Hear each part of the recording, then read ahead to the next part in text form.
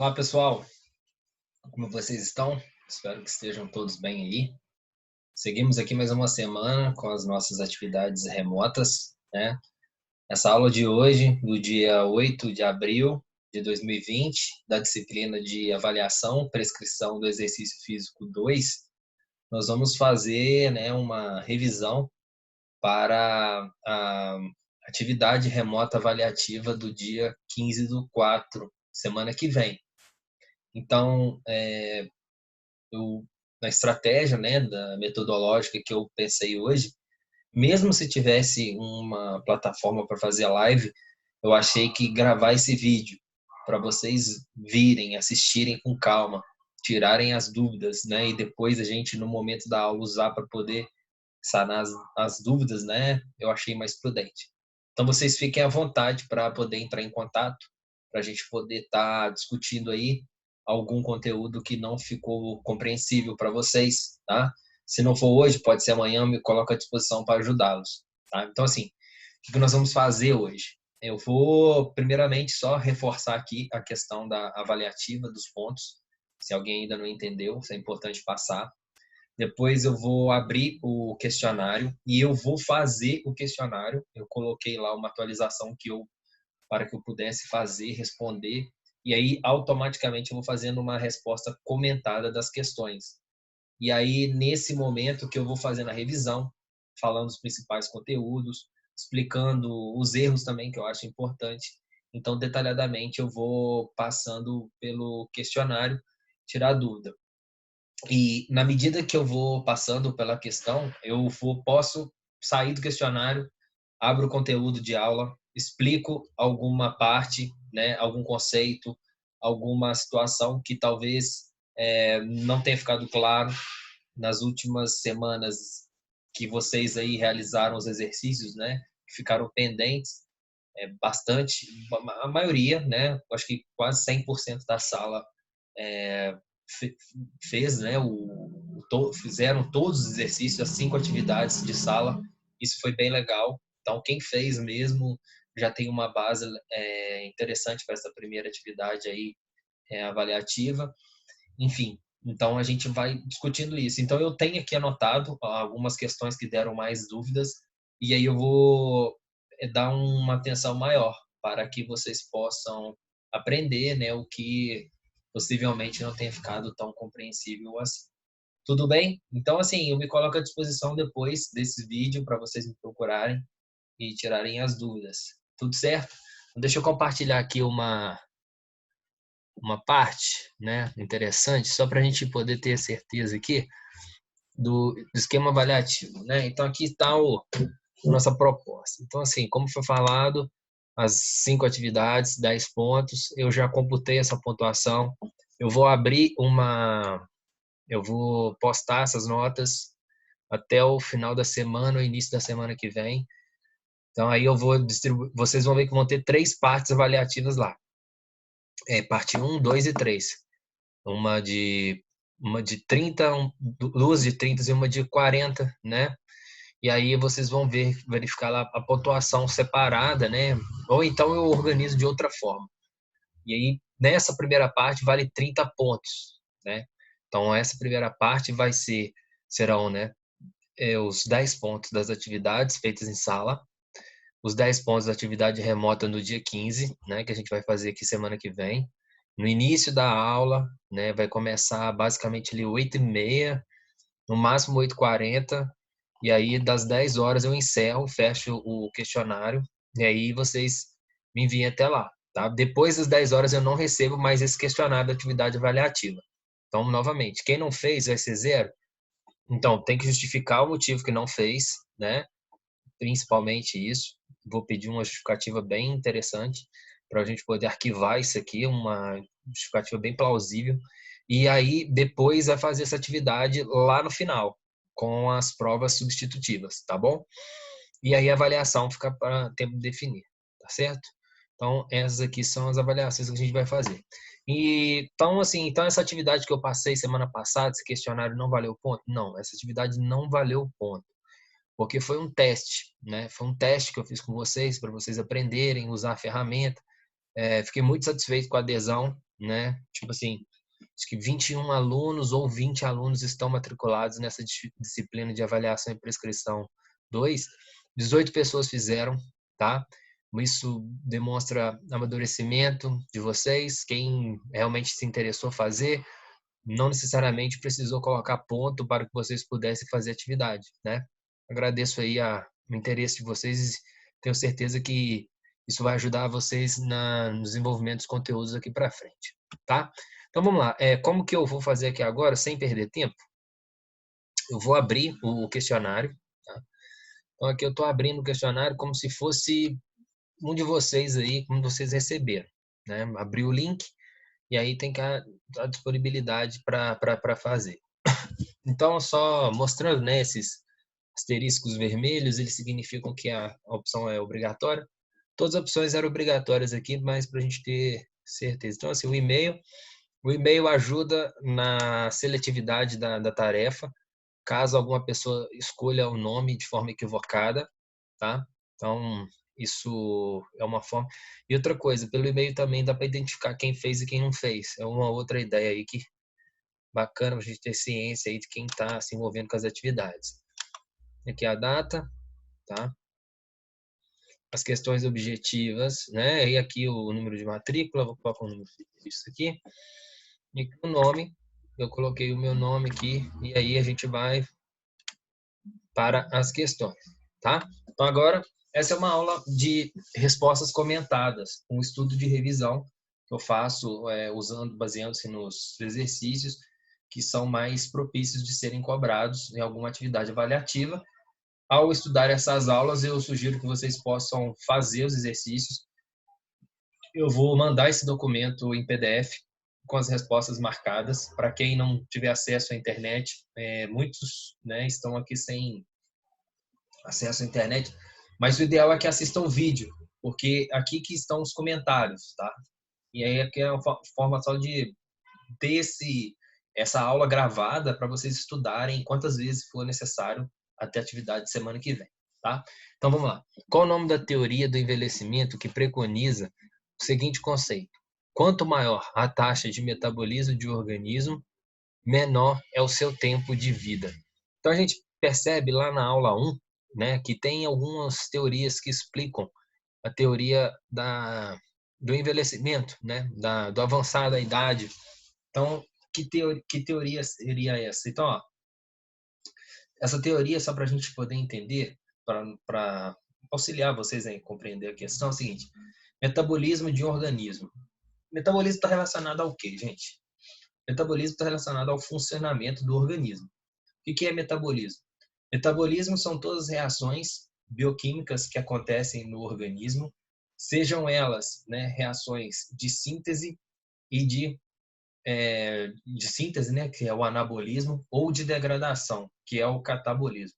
Então, é o conjunto de reações de síntese e de degradação que acontece no organismo. Ou seja, a capacidade que o organismo tem de degradar um nutriente, um macronutriente, produzir micronutrientes e, a partir desse micronutriente, refazer novas substâncias. Então, pensa, à medida que o tempo vai passando, a gente vai ter mais ação do metabolismo, né? Então, o tempo vai passando, a gente vai tendo maior funcionalidade do metabolismo.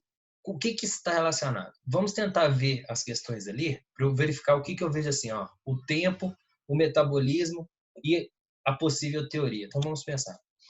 Teoria da senescência programada. Senescência, né, senil, está relacionado ao envelhecimento. E programação, né, programação está relacionada à codificação genética. Aí no enunciado não está dizendo nada com genética, né? Então quer dizer assim que cada organismo, né, cada célula já tem uma codificação genética e com o tempo ela vai envelhecendo, vai se degradando. Então essa primeira questão ela já estaria fora, né? Teoria endócrina. Gente, quando eu falo nesse termo endócrino, endocrinologista, eu estou referindo aqui especificamente. Ao que eu estou mencionando? O que de importante tem? Endócrino, né? A ação endócrina, né? A comunicação endócrina entre as células é a partir de quem? O hormônio. O hormônio é uma forma que o organismo tem, bioquímica, de ativação ou inibição de algumas células. Então, na maioria das vezes, os hormônios são peptídeos, às vezes são lipoproteínas, né? E aí uma célula produz e esse peptídeo, esse lipídio, né, esse hormônio, ele vai agir diretamente no local programado. Então, alguns hormônios são estimulantes, outros são inibidores. Para todo hormônio estimulante, tem um hormônio inibidor dependendo da ação. Então, vamos lá. Essa questão, eu estou falando de uma coisa de hormônio, taxa de metabolismo do organismo, menor é o seu tempo de vida, não está falando. Então, não tem a possibilidade de ser essa teoria endócrina. Teoria imunológica. Está falando do sistema imune, né? A gente sabe que tem uma teoria do envelhecimento lá que fala que, à medida que o tempo passa, pode ser que o nosso sistema imune não se torna eficiente. Ele não nos ajuda a ficar livre da exposição, né, de agentes externos, né? Ou outro problema que o organismo encontrar, ou até mesmo assim uma autodestruição do sistema imune, né? A gente percebe que tem algumas doenças aí que trabalham, né, com essa autodestruição do sistema imune, como por exemplo a AIDS, enfim. Então, falou alguma coisa de sistema imune? Não, não falou. Teoria da taxa de vida. Teoria da taxa de vida estaria relacionada ao quê? Vida pode ser que esteja relacionada ao metabolismo, né, ao tempo, mas se caso tenha ficado dúvida, espere um pouco. Teoria evolucionista. Lembra um pouco de darwinismo, com o tempo, com a evolução. E ele não está falando nisso. Então, eu poderia responder aqui, por essa explicação, por eliminação. Poderia que ter uma certeza que seria essa taxa de vida e também pela questão, gente. Então, assim, a taxa de metabolismo. Quanto mais o metabolismo está funcionando, quanto mais ele passou, quanto mais ele funcionou, menos é o tempo de vida. Isso é normal. Mais reações, né, de anabolismo, de degradação foi feita. E com o tempo, a gente sabe que o metabolismo vai perdendo efetividade. Já disse que a partir dos 25 anos a gente perde a cada 1%, né, da taxa metabólica basal, vai ficando mais lento. Por quê? Porque o metabolismo já funcionou, quanto mais novo, naturalmente, o metabolismo é mais acelerado, enfim, né? Então, tem essa questão aí importante, tem a taxa de vida, é a teoria da taxa de vida relacionada com o desenvolvimento do metabolismo. Então, obviamente que existem outros fatores que podem influenciar no metabolismo. Por exemplo, o hipertireoidismo pode ativar o metabolismo da pessoa. Já o hipotireoidismo ele pode deixá-lo mais lento, e aí acaba o problema de a pessoa pode engordar, acumular líquido no corpo, enfim. Tá? Então, falou de metabolismo, falou dessa relação com o tempo de vida, está relacionado com a taxa, tá bom? E prestem atenção nas outras teorias. Quero que vocês deem uma olhada lá. Deixa eu só compartilhar aqui aonde estão as outras teorias. As outras teorias elas vão estar lá na aula 1, né? Essa aula aqui que passei sobre o desenvolvimento humano, né? Logo lá no início, no slide 17, tem esse quadro, né? E aí nesse quadro estão explícitas todas as teorias. A gente tem aqui, teoria da taxa de vida. Quanto maior a taxa de metabolismo do organismo, menor é o seu tempo de vida. Tá bom? Beleza? Bacana. Então vamos voltar lá para o questionário para a gente poder dar seguimento. Então, se caso alguma resposta não tiver ficado clara, entrem, anotem e mandem as dúvidas. Número 2. Sobre importantes conceitos relacionados com o envelhecimento, marque as informações verdadeiras. Então, essa aqui é um tipo de questão que você vai ter que marcar mais de um. Primeiro, porque o enunciado fala disso. E segundo, que no Google Forms, quando a opção de resposta é um quadrado, você sabe que você tem que marcar mais de um. Pode marcar tudo, mas o que não pode é marcar só um ou nada. Tá? Então, conceitos relacionados ao envelhecimento, é uma parte conceitual. O que é envelhecimento? Gente, só lembrando lá da disciplina de crescimento e desenvolvimento. O envelhecimento é um processo que acontece durante toda a vida, né? À medida que passa o tempo, desde o período pré-natal até a idade mais senil, né? Na terceira idade, o nosso corpo está em envelhecimento.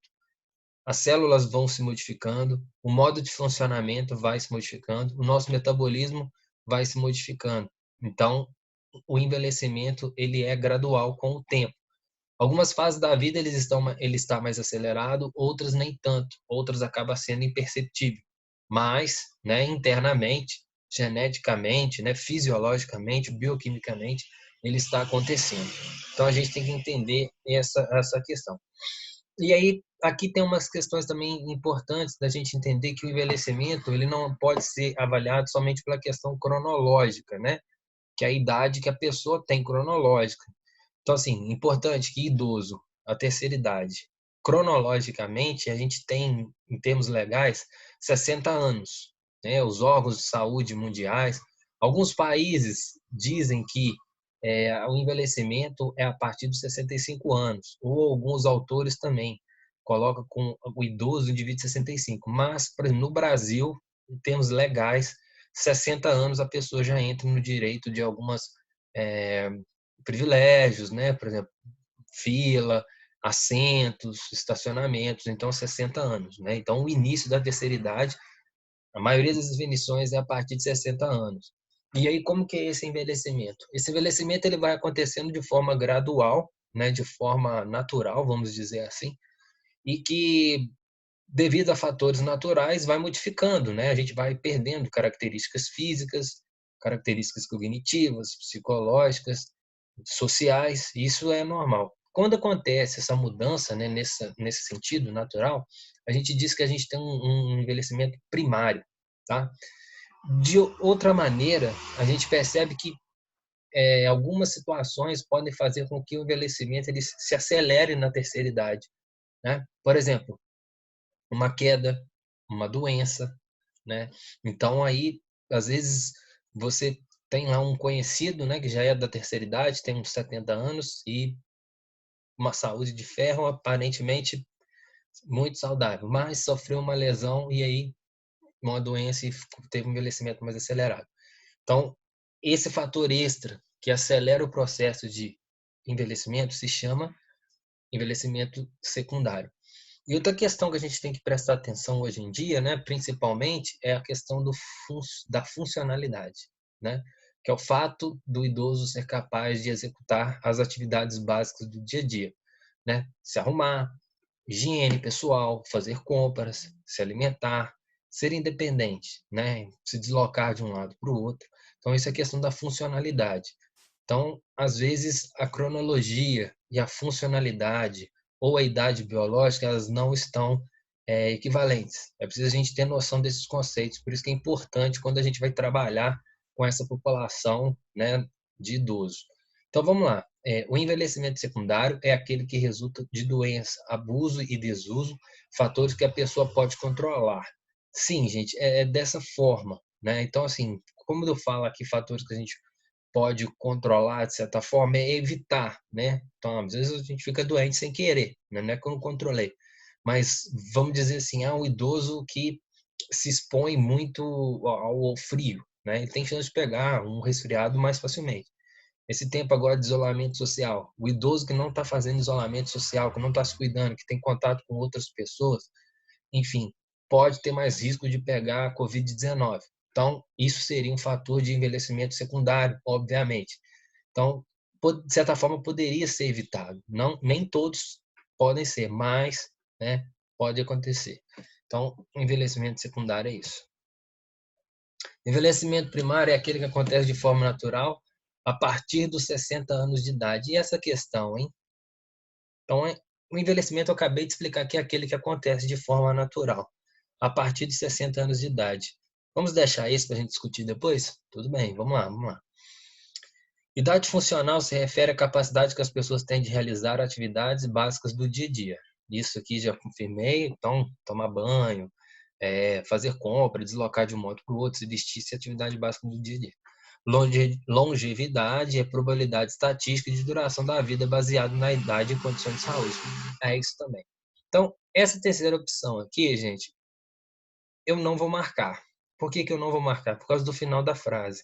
É bem detalhe mesmo, tá? Porque, assim, aqui está dizendo que envelhecimento primário é aquele que acontece de forma natural a partir dos 60 anos. Não, esse final está errado, porque o envelhecimento ele acontece desde o desenvolvimento pré-natal, tá?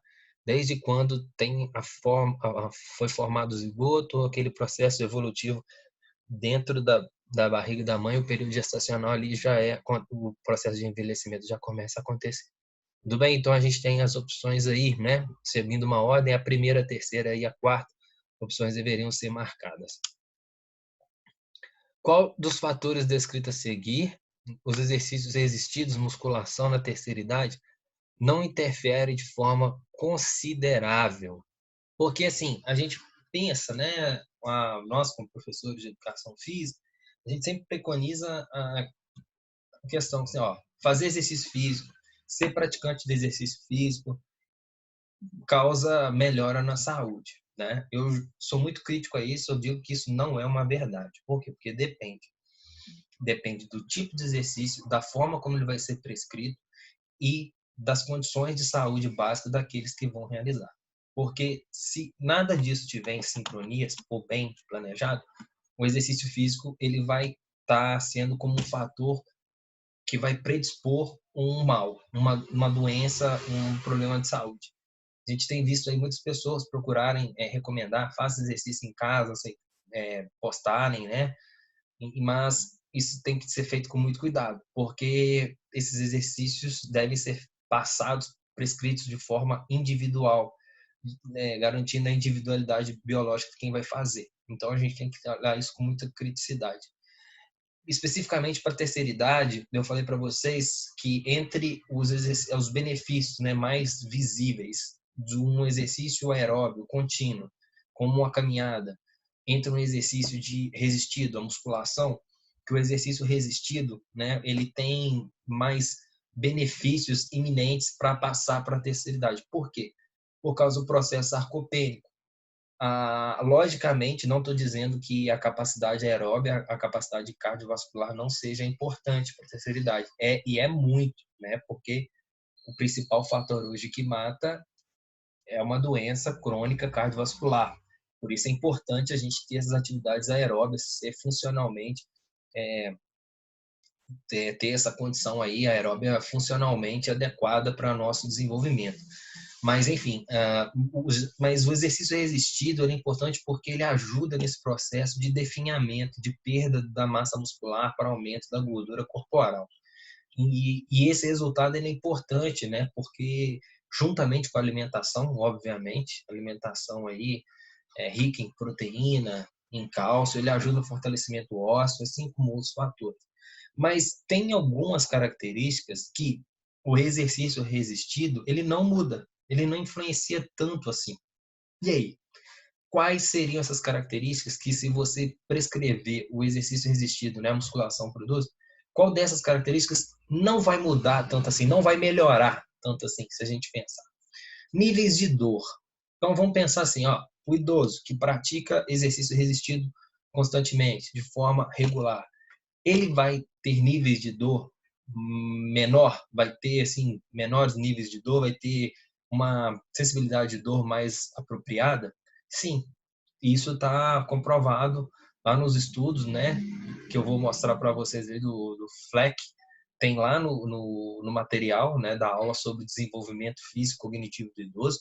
Tem um quadrinho, eu sei porque eu escrevi um capítulo de livro, né, sobre a terceira idade, né, sobre atividade física de terceira idade. Eu até coloquei uma parte dele na aula, já vou mostrar já já. E lá fala que os níveis de dor são melhorados, né, para o idoso. Então, o idoso que tem essa fisicamente ativo, né, que pratica exercício resistido, ele tem menos nível, é menor o nível de dor dele, beleza? Fatores neurais. Quem pratica exercício resistido tem melhor ação dos fatores neurais? Sim. Porque, gente, o exercício resistido, quando você executa contração muscular, você ativa a placa motora. Então, quanto mais fibras musculares são exigidas, mais placas motoras serão ativadas. Então, obviamente que os fatores neurais poderão ser melhorados se o treinamento for feito de forma adequada. Tá? Potência muscular. Então, a gente pensar na potência, né? na força no tempo de força de execução do trabalho. Vai mudar? Quem lembra aí daqui a tabelinha? Assim, então, gente, a potência é um dos fatores que não muda nessa velocidade da implementação de força. Essa questão aí não vai mudar, né? Na terceira idade, ou pelo menos é isso que os estudos mostravam. Pode ser que tenha algo mais atual, mas sim, em termos de potência muscular, o exercício em terceira idade não vai ter tanta mudança assim. Então aqui, potência muscular é para ser marcada. Fatores psicológicos melhora? Sim. A atividade física hoje ela vem se ratificando como das importantes medidas não medicamentosas para melhorar no funcionamento psicossocial, né? Então, assim, ajuda, né? Problemas neurológicos, psiquiátricos, né? Ansiedade, depressão. Então, a atividade física tem essa função também nesses problemas, nessas adversidades psicológicas. E aqui teve um problema nessa questão, não sei se vocês perceberam, porque a velocidade do desenvolvimento de força, segundo o quadro lá de Fleck e Kramer, também não muda. Então, assim, o que a gente pode pensar? Quando a gente pensa na velocidade de implementação de força e potência na terceira idade, não vai mudar, pelo menos baseando-se no estudo de uma referência internacional. Então, assim, aqui nessa questão, então, a gente pensar bem, o treinamento resistido ele não vai interferir diretamente, né? Vamos dizer assim, na potência e na velocidade. Então, aqui deveria ter sido uma opção igual acima, né, desse quadrinho, que aí poderia se marcar duas. Seria a letra C ou a letra E. Dessa forma que eu não consigo marcar. Mas quem marcou a letra C ou a letra E, tá certinho. Então, onde está isso lá no material, é bom a gente mostrar isso com detalhe, porque acho que é o momento de fazer isso nessa revisão, né? Tá lá, explicando as mudanças físicas, tem uma questão disso também. Né? Então tá aqui, ó. Então aqui foi o capítulo de livro que eu escrevi, né? Junto com o fisioterapeuta Andrés Chapeto, um livro que foi publicado, se eu não me engano, em 2016, 2015 por aí, né? Na época eu estava no doutorado na UFV, e a gente falou um pouco sobre ergonomia e saúde no envelhecimento. E aí eu fiz uma revisão, né? E aí nessa revisão eu criei esse quadro, né? Adaptado de Fleck e Kramer 2016. E aqui a gente verifica o seguinte, ó. Principais adaptações de força no idoso, né? De 60 anos. Ou seja, o que o treinamento resistido ele é capaz de mudar. Então, assim, ó, ele tem a força muscular aumentada, isso baseando-se num RM, a potência muscular em termos de 30% de um RM sem mudanças, tá? Níveis de dor diminuída, tarefas diárias melhorada, pico de consumo de oxigênio VO2 aumentado, fatores psicológicos, efeitos positivos, fatores neurais melhorado, tempo de relaxamento no meio da contração aumentado, né? E velocidade no desenvolvimento de força sem mudanças. Então, a gente teria aqui as duas opções, ó, potência muscular e velocidade no desenvolvimento de força sem alteração na terceira idade. Tudo bem? Tranquilo? Então, seriam essas duas opções aí. Só retomando o que o treinamento de força não mudaria, não interferiria, tá bom? Então, vamos voltar, né, para nossa atividade aqui. Deixa eu voltar para o questionário. Então, eu vou deixar marcado potência muscular, né? A intenção inicialmente seria essa, mas eu acabei colocando a letra E ali, e também estaria certo. Então, segundo Erickson, qual é a virtude que pode desenvolver durante a terceira idade? Então, Erickson, ele é um desenvolvimentista, né? É um cientista que ele é da linhagem, né? A linha de estudo dele é psicossocial. Então ele é da mesma, ele foi um discípulo de Freud, né, que também estudou desenvolvimento, mas a linha de estudo de Freud era psicossexual, né? E aí mais Freud, segundo o desenvolvimento dele, o desenvolvimento acontecia, né, as características principais na infância e na adolescência. A partir daí não era mais tão importante estudar o desenvolvimento, né, psicossexual, né, que foi de Freud.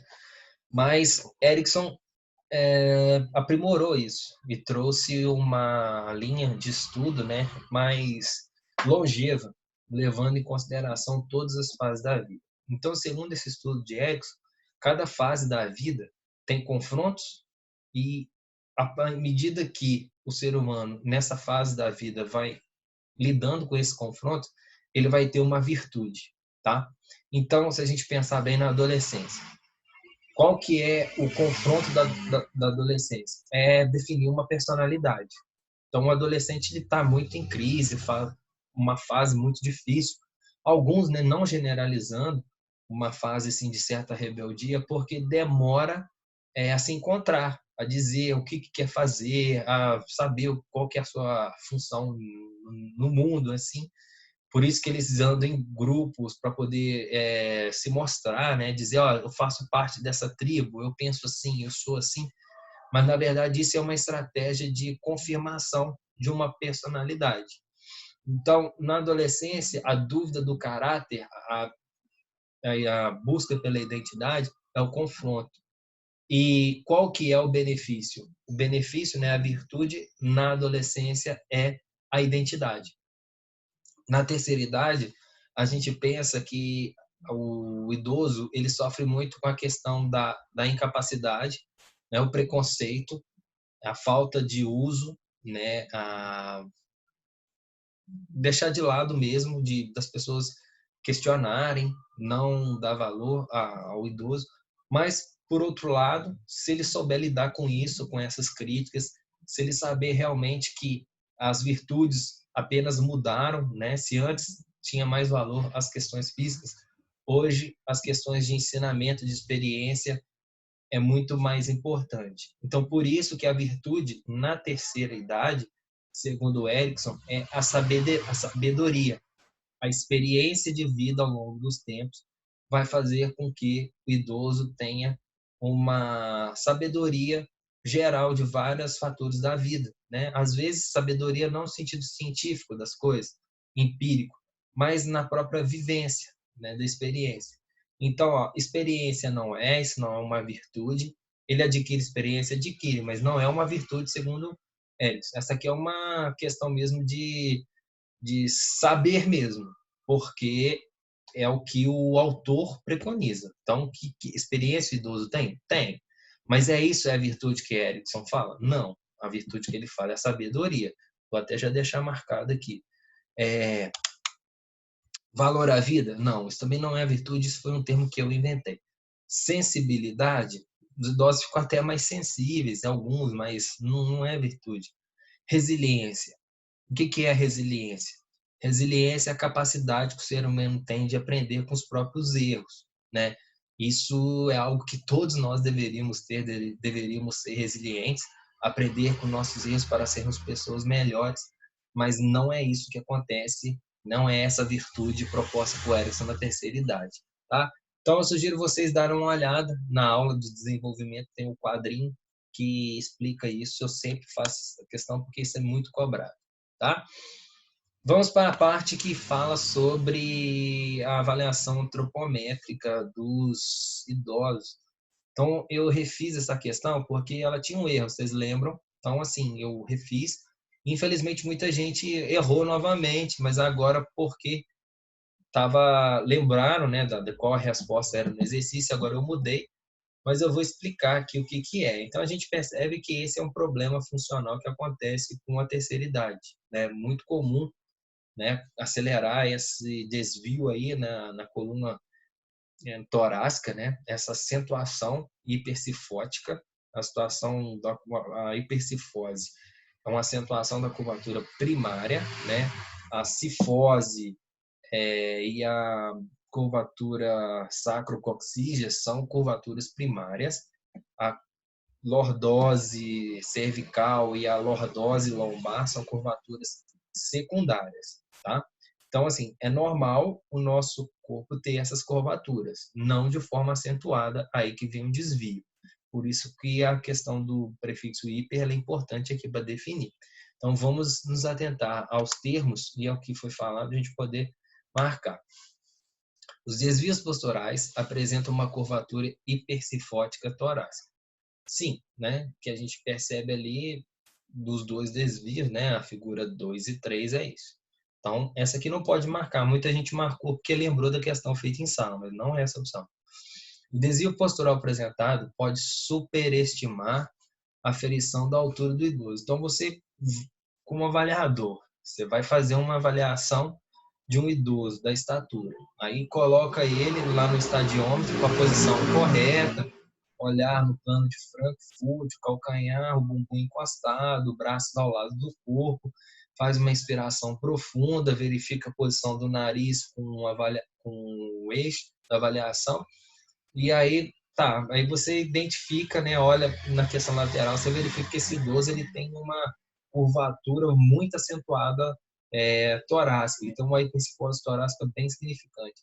Então você acha que a altura dele vai aumentar por causa disso? Ou seja, a gente está superestimando, né? Então assim, nesse caso é o contrário. Se a pessoa que tem a curvatura bem acentuada, aquela medida, né, objetiva no estadiômetro, ela vai estar subestimando, porque ela não vai levar em consideração essa curvatura torácica, né? Vai avaliar ali a posição vertical bípede do avaliado. Então, assim, nesse caso, então, o termo não é superestimar, é subestimar. E aqui eu pedi para marcar incorreta, não foi isso? É isso mesmo, ó. Marca a alternativa incorreta. Então, aqui, para ser certo, que tinha que ter o termo subestimar. Então, já marco a letra B, mas vamos verificar as outras opções para a gente poder ter um estudo aqui. A curvatura da coluna que se encontra acentuada é um exemplo de curvatura primária. Como eu falei, a curvatura torácica e sacrococcídea são exemplos de curvaturas primárias. A hipercifose que está sendo apresentada na figura pode desencadear outros tipos de desvios posturais, como, por exemplo, hiperlordose. Pode sim que uma coisa vai compensando outra, né, das cadeias musculares, enfim, há uma curvatura aqui, um encurtamento ali, um alongamento ali, então, assim, outros desvios podem acontecer.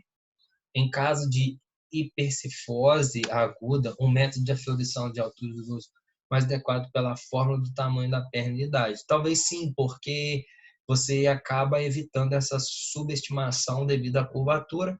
Esse procedimento, né, de aferição indireto da altura, ele é feito principalmente em idosos acamados ou que tem algum desvio postural bem considerado, tá bom? Então, letra B, que é a incorreta. 6. Qual indicador antropométrico a duplicação de uma semi-envergadura avalia no idoso? Então, gente, o que é uma envergadura?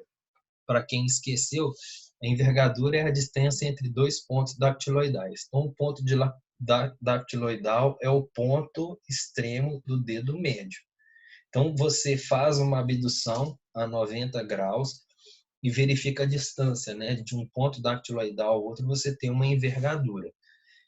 E aí, quem conferiu o material lá de medidas de avaliação, eu vou até jogar essa aula aqui, viu que a duplicidade, né, dessa envergadura pode ser considerada, né, como um método de avaliação indireto de quem?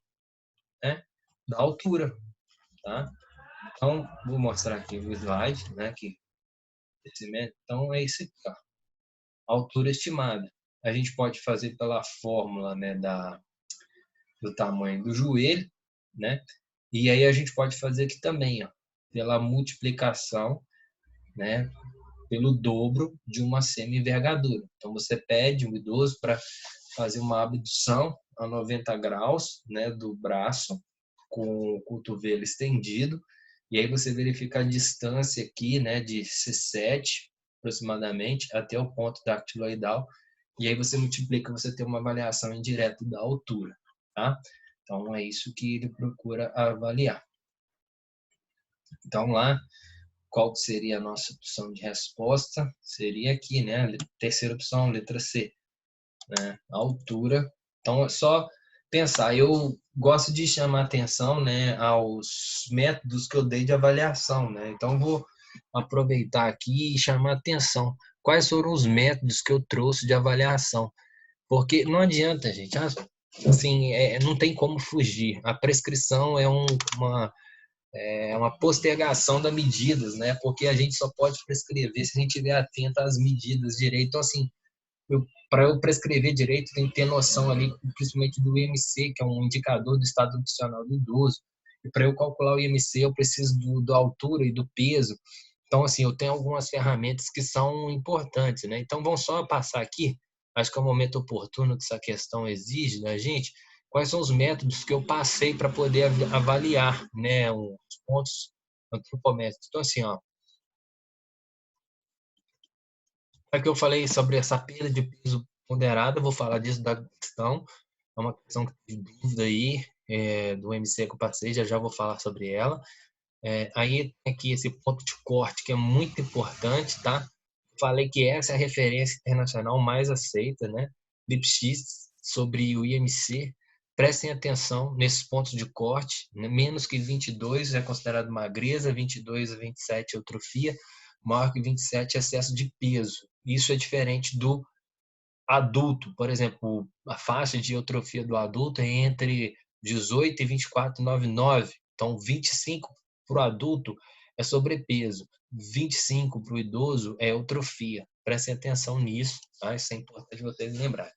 Então, a gente tem aqui a fórmula de Schumler, né, de 1988, que se a gente tiver, né, tem essa fórmula, e a gente tiver aferido a circunferência da panturrilha, a altura do joelho, a circunferência do braço e a dobra cutânea subescapular, através dessa fórmula aqui, que tem uma específica para homem e para mulher, eu consigo achar o peso, a massa corporal total. Então, eu falei que essa questão é uma questão que, se caso vocês forem fazer, né, seja na atividade remota avaliativa, seja na prova, não precisa decorar essa fórmula, eu vou passar. É só saber que a fórmula de Schumler, no terceira idade, avalia o peso, a massa corporal total, baseando-se na panturrilha, no perímetro da altura do joelho, perímetro do braço, dobra cutânea subescapular. Aí eu dei um exemplo, né, como você acha aí. Aí tem o peso estimado amputado, isso é só mais para a gente curiosidade. Aí tá, ó, a altura do homem e da mulher, né, na terceira idade, levando em consideração a altura do joelho e a idade em anos.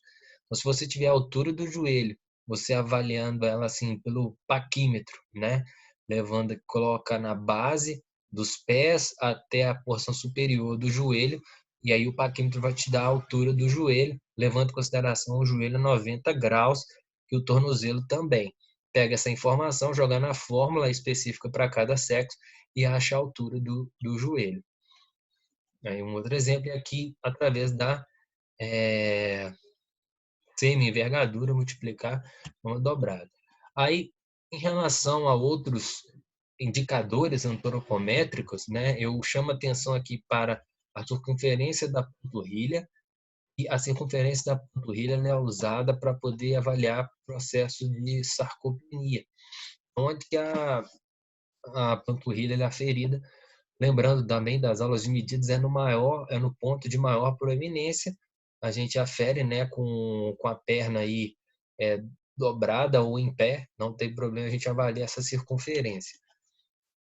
E aí, uma informação que é importante, ó, adequada da panturrilha se for maior 31 centímetros para homens e para mulheres. Se o perímetro da panturrilha for melhor, pode ser um indicativo de perda de massa muscular. Fiquem atentos a esses índices, tá? A circunferência da cintura é de excesso de peso, tá? Esses valores que são iguais para adultos, né? Não vou ficar aqui falando. Aqui a circunferência do braço, é importante, porque a circunferência do braço também é um valor que a gente avalia. Então, ó, estimativa reserva calórica proteicas, ponto médio obtido, né? A gente verifica aí, dependendo da circunferência do braço, tem alguns valores, ó, dos percentis, ó, que a gente verifica se está adequado, tá? Ideal fica próximo de 32, 31, dependendo da faixa etária, que aqui as recomendações, tá? Enfim, então esses são os pontos antropométricos, a gente poder se ater aí na avaliação do idoso, né? Então agora a gente vai lá para continuar o nosso questionário. Então, você analise as recomendações de prescrição de exercício físico para idoso e marca as opções em que estão descritas as informações não adequadas. Então, assim, quando você for pensar no planejamento, o que você não deve fazer, né? Vamos pensar. A sessão de treino com duração mínima de 1 hora. Então, você vai pensar no treinamento de 12. Você vai fazer uma duração de treino no mínimo 1 hora? Não, gente, é no máximo 1 hora. Os estudos já mostraram que é de 40 a 50 minutos, 1 hora no máximo. Então, essa aqui é uma atitude não adequada, tá? É para a gente marcar, ó. Exercício de força envolvendo grandes grupos musculares. Ok, né? Mas quanto mais juntar músculos fortes, mais condições de desenvolver força, mais fibras eu vou trabalhar, mais vou acelerar, mais eu vou diminuir o processo de sarcopenia, né? Vou garantir ali o aumento da massa muscular. Então, trabalhar com grandes grupos musculares até evita lesão. Priorizar exercícios para membros superiores e tórax. Não priorizar. Por quê? Qual que é a justificativa disso? Primeiro, porque os grandes grupos musculares estão nos membros inferiores, né, do quadríceps principalmente, a gente trabalha. Segundo, tem a questão da pressão arterial. O exercício físico dos membros superiores, ele tende a ter maiores aumentos da pressão arterial, né, por causa da resistência periférica. Então, a gente fazendo exercício, né, variando no idoso, colocando exercício para os membros inferiores, a gente tem maior controle da pressão arterial, visto que a terceira idade é uma população que tem maior risco, né, de desenvolvimento de hipertensão arterial. Então, aqui, ó, dar preferência para exercícios multiarticular. Letra C. Priorizar exercícios para membros superiores e tórax? Não é adequado. Priorizar para membros inferiores. Não é que não tem que fazer, não, mas eu não tenho que priorizar. Tipo, trabalhar só isso, igual, infelizmente, muitas pessoas fazem. Só trabalham tronco, tórax e braço, principalmente homens, porque não desenvolvem tanto, não tem interesse em trabalhar pernas. D. Dar preferência para exercícios multiarticulares e de cadeia fechada nos aparelhos. Correto. Multiarticulares, provavelmente vai envolver também grandes grupos musculares. Vai ter ação de musculatura coaptadora, que vai favorecer o ligamento das articulações, evitar com que as articulações fiquem expostas, né, principalmente no exercício de cadeia aberta, correndo maior risco, né, de lesão, de luxação e de fratura. Então, tudo é para poder proteger ao sistema mioarticular do idoso, fazendo exercícios de cadeia fechada, né, e de grupos multiarticulares, é o ideal. E letra E, para se trabalhar a resistência muscular, os idosos com a intensidade do exercício de força deve ser de 40 a 60%. Então, essa questão aí, ela tem lá nas recomendações, isso varia bastante. Então, se eu trabalhar a resistência muscular, ou seja, a quantidade repetitiva do músculo de idoso, eu tenho que conferir nas tabelas. Vamos aproveitar e olhar isso. Onde estaria esse material para a gente confirmar essa informação? Então, essa informação, ela estaria em uma das nossas aulas, tá? Deixa eu só abrir aqui, que ela tá essa aula aqui, ó. Tá?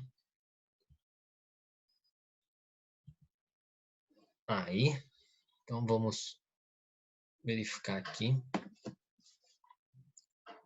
essa aula. Aí tem lá, priorizando tudo, né? Os exercícios, né? E aí eu quero que vocês confiram lá os percentuais, né?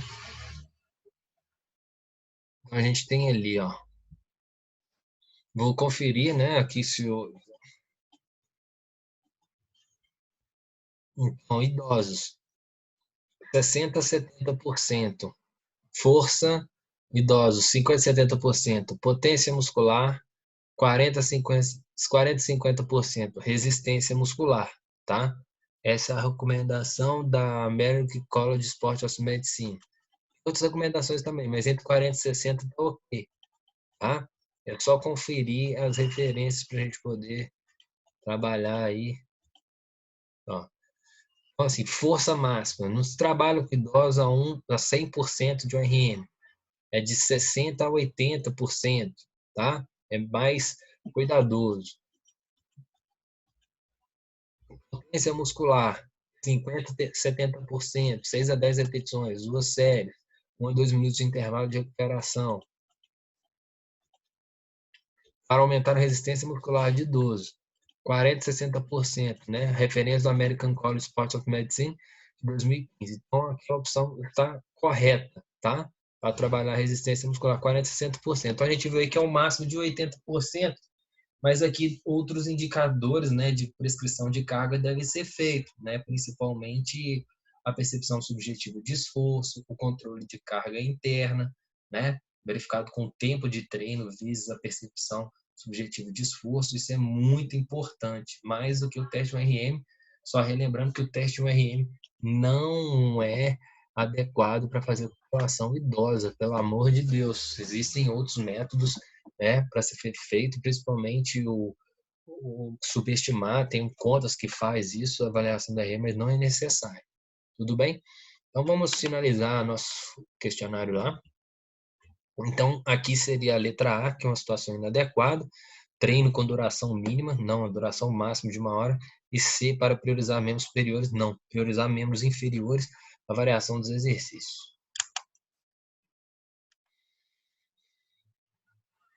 Então, aqui a segunda parte do questionário, as questões abertas, eu vou só comentar as questões, né, falar os pontos-chave das questões aqui, mas para justificar algumas informações. Então, assim, quais mudanças de estilo de vida deverão ser adotadas pelo idoso para que você possa ter? Então, assim, quando a gente pensa em estilo de vida, né, é um dos temas que eu trabalho, a gente pensa principalmente assim, ó, atividade física,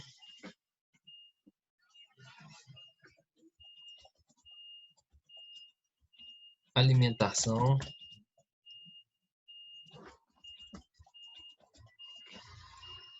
e comportamento sedentário. Só relembrando que hoje em dia, gente, ser inativo e ser sedentário são coisas diferentes, não são a mesma coisa.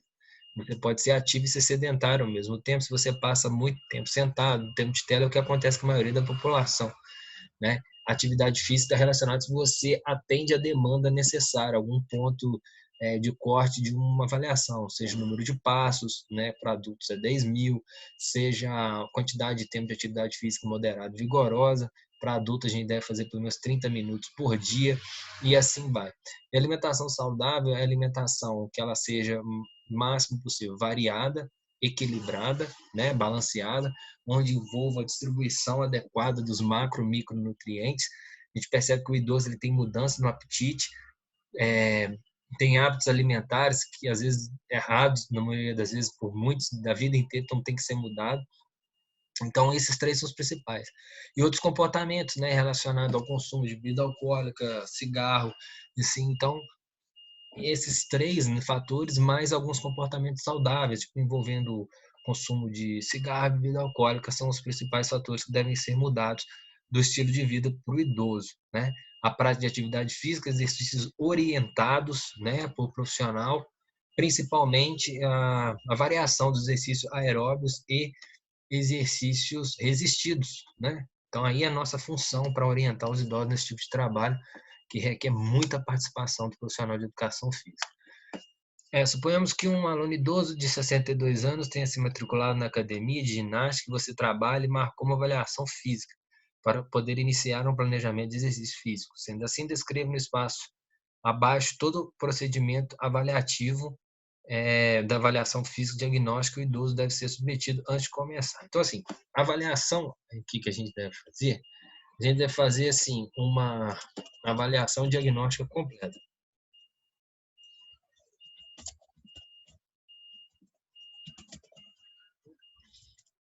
Quando eu faço uma avaliação diagnóstica completa, o que eu estou querendo dizer? Querendo dizer que eu vou começar por uma anamnese, entrevista semi-estruturada, que vai avaliar toda a condição do aluno, né, do cliente. Então, não é questionário. A gente verifica que várias academias, vários profissionais usam um questionário falando que a anamnese não é. A anamnese te dá a oportunidade de você criar essa entrevista semi-estruturada. Pode ser com questões objetivas ou abertas, elas se complementam. 2. avaliação Cineantro.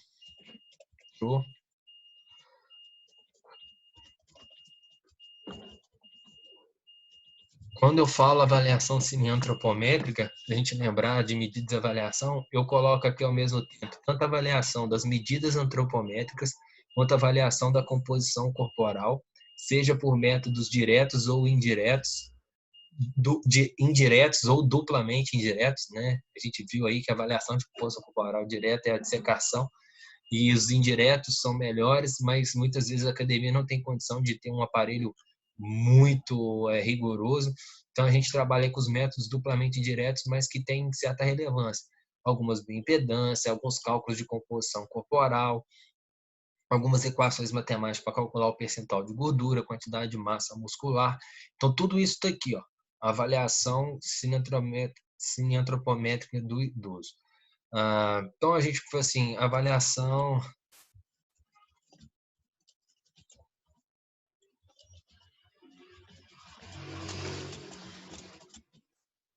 Essa avaliação prévia do estado de saúde, vocês poderiam perguntar assim, isso aqui está na anamnese? Mas eu vou colocar aqui justamente porque isso é muito mais importante no idoso que em qualquer outra faixa etária. A anamnese bem feita já vai verificar isso, o histórico da atividade, medicamento, mas isso é algo que tem que se fazer, né? Tem que se ter uma abordagem. E por fim aqui, ó, se a gente colocar avaliação,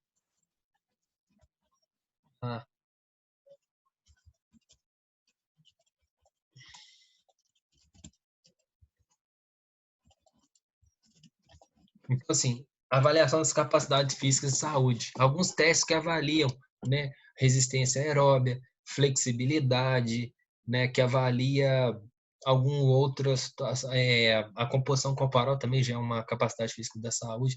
Enfim, para ver se o idoso, que eu quero dizer com essa avaliação das capacidades físicas, tem a condição mínima de suportar um treino, né? Obviamente. E outra coisa aqui, ó, que eu vou colocar até aqui de primeiro, como zero, liberação médica. Tá? Se o idoso não tiver liberação médica, nem começa o planejamento. Na maioria das vezes, quando o idoso vai até a academia, ele já vai por causa de uma recomendação médica, tá? Mas a gente precisa desse aval, para que ele possa ficar apto a fazer atividade física com segurança. Tá? Número 10. Os aspectos físicos vão perdendo qualidade ao longo da terceira idade, sendo que alguns são mais perceptíveis. Cite as alterações físicas. Então, na aula 1 tem várias, né? A gente pode pensar aqui, ó, osteopenia, que vai levar a osteoporose, né? Perda hídrica, aumento da pH,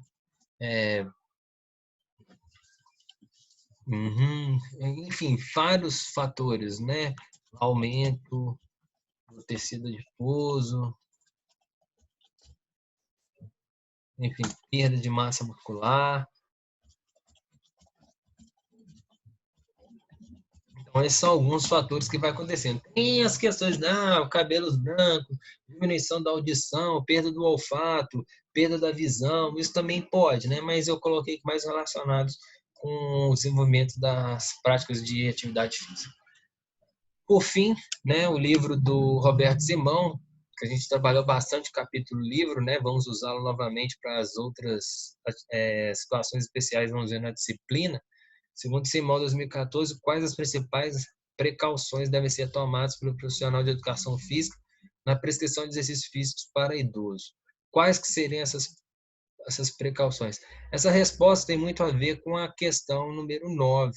Né? Então, a gente tem que ficar atento ao histórico de doença do idoso, ao conhecimento das capacidades físicas, tem que ficar relacionado com a alimentação, né? Como que anda essa alimentação, tem que fazer uma avaliação, né, do estado nutricional, né, de forma indireta ou direta. Indireta como? Pelo IMC, já tem uma avaliação, né, constante. Então, a gente tem que ficar atento a todos os fatores físicos, né, fisiológicos, os fatores também psicológicos, motivacionais, intrínsecos. A gente percebe que muitos fatores ali podem interferir nessa adesão a um plano de atividade física. Só para a gente poder colocar aqui, deixa eu separar esse material só para ver uma parte específica do que o Simão fala para a gente. Mas é basicamente isso, né? Deixa eu chamar a atenção aqui. Então, aqui seria dessa forma, na parte do Roberto Simão.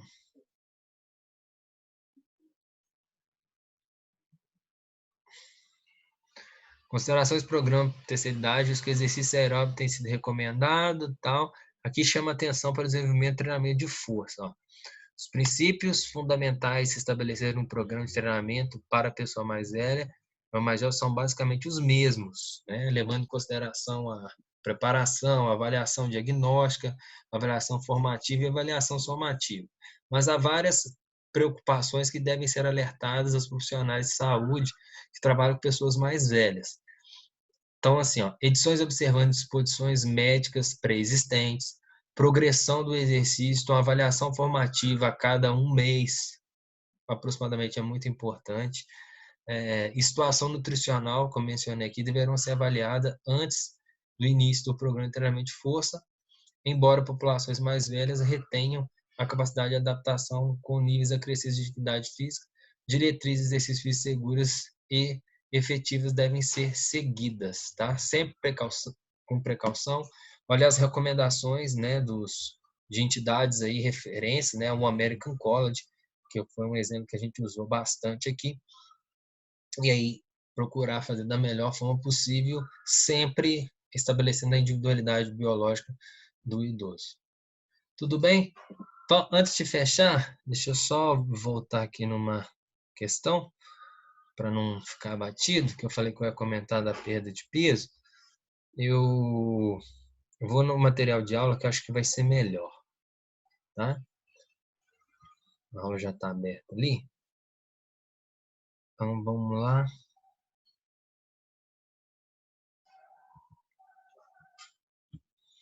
Então,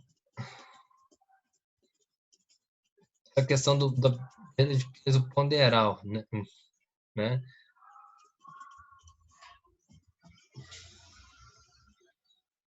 Gente, aqui é o peso habitual que o indivíduo tem e o peso atual. Então, assim, você tem no seu planejamento lá um idoso que começou com um peso de, vamos dizer, 70 quilos. Aí, numa avaliação formativa, depois de 1 mês, ele estava com 65. Então, aquele é o peso atual.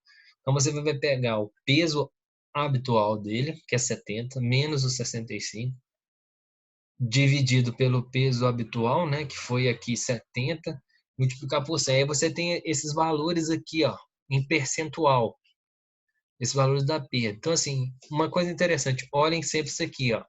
Se essa perda foi de 1 semana, foi de 1 a 2%, é significativo. Em 1 semana, né, para a perda ser grave, tem que ser mais de 2. Em 1 mês, ó, já aumenta. Tá? Porque isso pode ter influência de outras coisas. Quanto mais rápida a perda de peso, que eu quero chamar a atenção, mais relacionado a fatores de problemas da saúde está relacionado. Perda de peso ao longo de um tempo, né, vai permitir peso maior, aí sim pode ser que o treinamento tenha causando efeito, principalmente se for um idoso com sobrepeso. Quero só relembrar aqui, eu passei uma questão, né, e algumas pessoas ficaram com dúvidas sobre o peso, que é o seguinte, eu não passei o peso, eu passei o IMC, né? Vou voltar aqui. Então, vamos dizer assim que eu passei o IMC do idoso foi de igual a 27, né? Aí eu passei o idoso, ele tem 170 centímetros, né? Aí eu pedi para calcular o peso, né? Ponderal. Aí eu quero o peso. Aí eu não tenho peso nessa situação. Eu tenho que fazer a fórmula, né? Como que eu vou calcular essa fórmula aqui? A questão é o seguinte, ó. Vai ser 27 igual ao peso que eu quero achar, né? 1 quilo dividido pela altura ao quadrado. A altura em quadrado aqui em metro. A altura em quadrado aqui eu tenho 170. Como que é essa altura em quadrado? Vai ser 1,7 vezes 1,7. Beleza? Então, como que vai ser aqui? Vai ser 27 igual ao peso dividido por... Deixa eu fazer essa continha rápida aqui.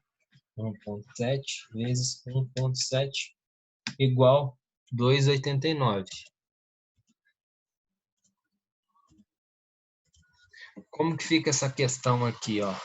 Quando eu tenho um valor igual um sobre o outro, eu multiplico cruzado. Então, eu vou verificar que vai ser 27 vezes 2,89 vai ser igual ao peso.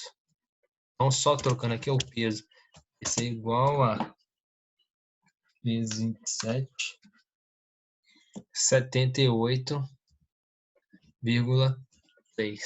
Então, vamos dizer assim, eu acho o peso, né, se eu te dar o IMC. E se você tem a altura, você acha o peso, é só trocar os valores, sabendo que o MC, né, só relembrar essa fórmula aqui para vocês, para que não fiquem com dúvida. O MC é igual ao peso em quilos dividido pela altura em metro, né, ao quadrado. Entendeu? Essa é a questão que foi feito lá na atividade 3, né, um exercício que aí vocês tiveram que fazer essa relação do MC com o peso. Tudo bem? Então essa foi a nossa revisão para atividade remota avaliativa. Fiz com bastante detalhe para poder tirar dúvidas de todos, mas durante aí a aula, a semana, estarei disponível para tirar dúvidas de vocês. Bom, um abraço, até mais.